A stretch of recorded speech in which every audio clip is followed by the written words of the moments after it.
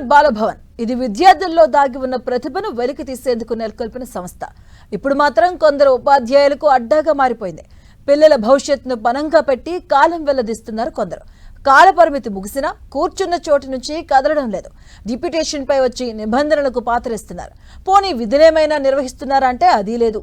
జవహర్ బాలభవన్ ఎందుకు ఇలా మారింది? ఇంతకీ అక్కడ ఏం జరుగుతుంది?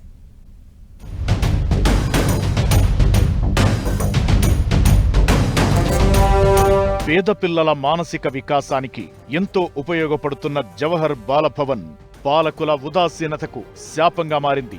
విద్యాశాఖ అధికారుల నిర్లక్ష్యం కొందరికి రాజమార్గంగా మారింది. కొందరు ఉపాధ్యాయులు ఏళ్ల తరబడి ఇక్కడే తిష్టవేసి బాలభవన్ ప్రతిష్టను దిగజారుస్తున్నారు. ఉమ్మడి రాష్ట్రంలో వేసవి శిబిరాలు, సాంస్కృతిక పోటీలు నిర్వహించేవారు. కొన్నాళ్ల పాటు విద్యార్థులతో కళకళలాడిన ఈ సంస్థ ప్రస్తుతం వెలవెలబోతోంది.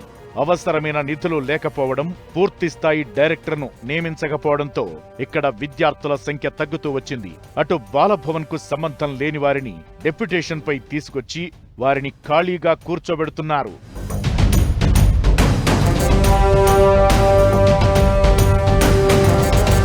విద్యాశాఖలో పనిచేస్తున్న కొందరు పాఠశాలల్లో చదువు చెప్పకుండా తమ వ్యక్తిగత ప్రయోజనాల కోసం డెప్యుటేషన్లపై బాలభవన్ కు వచ్చి కుర్చీ వదలడం లేదు.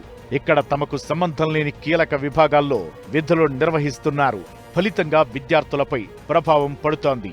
గతంలో భరతనాట్యం, కూచిపూడి నాట్యం, సైన్స్ ల్యాబ్, ఇతర ఆటలు నేర్పించేవారు. ఆ తరువాత tabla, Kuchipudi, swimming, karate, planetarium, veena, drama, Perini వంటివి పక్కన పెట్టారు. విద్యార్థులు తగ్గుతూ వస్తుంటే ఇక్కడ విధులు నిర్వహించేవారు పెరుగుతూ వస్తున్నారు. అటు అనుభవం లేనివారు సైతం ఇక్కడ ఆధిపత్యం చెలాయిస్తున్నారు. గతంలో ఇక్కడ పనిచేసే వారిని పంపించేసి డెప్యుటేషన్ పై వచ్చిన వారికి ప్రాధాన్యత ఇస్తున్నారు. ప్రభుత్వ పాఠశాలల్లో మ్యాథ్స్, సైన్స్ బోధించే టీచర్లు ఇక్కడికి వచ్చి ఉద్యోగం నిర్వహిస్తున్నారు. ఇదే తరహా పరిస్థితులు రాష్ట్ర వ్యాప్తంగా ఉన్న బాలభవన్లలో కనిపిస్తున్నాయి.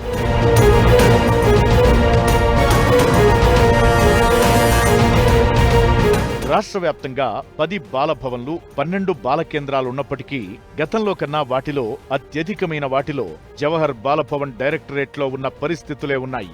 ఏడాదంతా విద్యా అంశాలతో బిజీగా ఉండి వేసవిలో ఉల్లాసాన్నిచ్చే అంశాల్లో శిక్షణ పొందే అవకాశమున్నా పోస్టుల భర్తీ లేకపోవడం, ఉన్నవారిని బలవంతంగా బయటకు పంపుతూ ఇతర ప్రాంతాల నుంచి డెప్యుటేషన్ పై వచ్చిన వారికి ప్రాధాన్యత ఇవ్వడంతో బాలభవన్లు విద్యార్థులు లేక వెలవెలబోతున్నాయి. గతంలో ఈ సెంటర్లో దాదాపు 3000 వరకు పిల్లల నమోదు ఉండేది. కానీ ఇప్పుడు ఆ సంఖ్య తగ్గుతూ వస్తోంది.